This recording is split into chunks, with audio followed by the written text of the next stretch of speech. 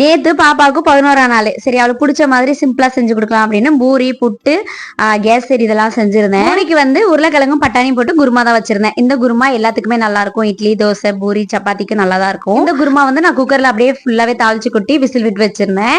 அதுக்கு ஃபர்ஸ்ட் குக்கர்ல எண்ணெய் சேர்த்துட்டு பட்டை, கிராம்பு, சோம்பு இதெல்லாம் சேர்த்து பச்சை மிளகாய், வெங்காயம், கருவேப்பிலை எல்லாம் சேர்த்து வதக்கணும். வெங்காயம் லைட்டா வதங்கினதுக்கு அப்புறம் இது கூட 2 தக்காளியை சேர்த்துட்டு அது கூட 1 ஸ்பூன் அளவுக்கு இஞ்சி பூண்டு பேஸ்ட், உப்பு சேர்த்து தக்காளி நல்லா வதங்க விடணும். இந்த குருமால காரத்துக்கு பச்சை மிளகாய் மட்டும் வேணும்னா சேர்த்துக்கலாம். இல்லையா இது கூட வந்து 1 ஸ்பூன் அளவுக்கு சில்லி பவுடர், மஞ்சள் தூள், மல்லித்தூள் இதெல்லாமே சேர்த்துட்டு இது கூட லைட்டா வதக்கிக்கலாம். இந்த உருளைக்கிழங்கு பட்டாணி குருமாக்கு நான் 2 உருளைக்கிழங்கு கொஞ்சமா பட்டாணி ஊற வச்சிருந்தேன்.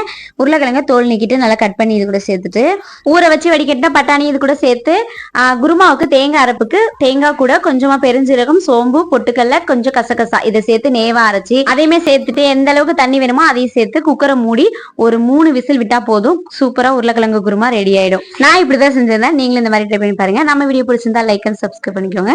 நெக்ஸ்ட் வீடியோ பார்க்கலாம். பாய்.